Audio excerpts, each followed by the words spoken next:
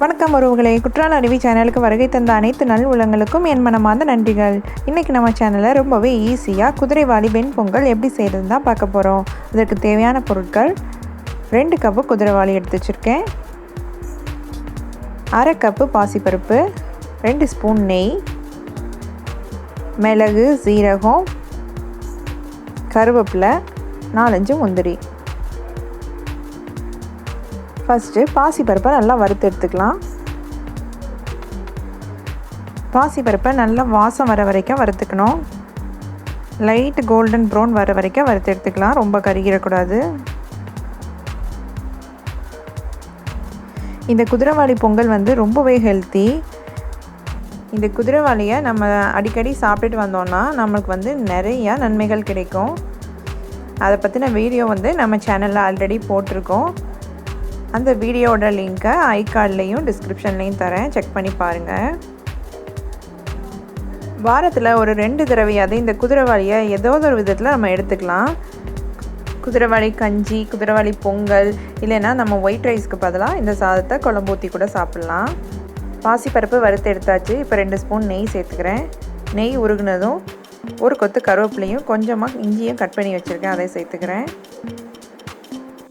கருவேப்பிலை, இஞ்சி பொரிஞ்சதும் நம்ம எடுத்து வச்சுருக்கிற மிளகு, சீரகம், முந்திரி பருப்பை சேர்த்துக்கலாம். முந்திரி பருப்பு நல்லா பொன்னிறமாகணும், அது வரைக்கும் எல்லாத்தையும் வதக்கிக்கலாம். ஒரு சிலர் தாளிப்பை கடைசியாக பொங்கல் ரெடி பண்ணி முடிச்சுட்டு கொட்டுவீங்க. நான் எப்பயுமே பொங்கல் வேகும் போதே தாளித்து கொட்டிடுவேன். ஏன்னா நிறையா பேர் வீட்டில் பார்த்திங்கன்னா இஞ்சி, மிளகு எல்லாத்தையும் பறக்கி வச்சுட்டு தான் சாப்பிடுவாங்க பொங்கல். அந்த மாதிரி ஆள்களுக்கு அட்லீஸ்ட் இந்த மிளகு, இஞ்சியில் உள்ள ஜூஸாவது அந்த பொங்கலில் இறங்கும் இல்லையா, இந்த மாதிரி பண்ணி கொடுக்கலாம். குதிரைவாலி பாசிப்பருப்பை நல்லா கழுவி எடுத்துகிட்டு வந்துட்டேன். சிறுதானியங்களில் நிறைய அழுக்கு இருக்கும், அதனால் நல்லா கழுவி எடுத்துக்கணும். இப்போ தேவையான அளவு உப்பு சேர்த்தாச்சு. நான் 2 கப்பு குதிரைவாலி எடுத்திருந்தேன், 6 கப்பு தண்ணி சேர்த்துருக்கேன். நம்ம நார்மலாக பொங்கலுக்கு வைக்கிற தண்ணியை விட 1 கப்பு அதிகமாக வைக்கணும். ஏன்னா சிறுதானியங்கள் அதிகமாக தண்ணி இருக்கும்.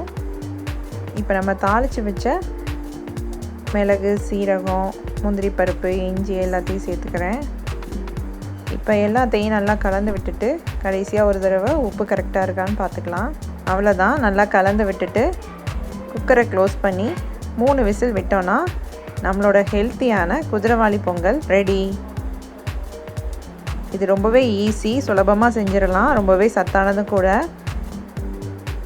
உங்கள் வீட்லேயும் நீங்கள் ட்ரை பண்ணி பாருங்கள். இந்த வீடியோ உங்களுக்கு பிடிச்சிருந்ததுன்னா லைக் பண்ணுங்கள், ஷேர் பண்ணுங்கள், சப்ஸ்கிரைப் பண்ணுங்கள். நன்றி, வணக்கம்.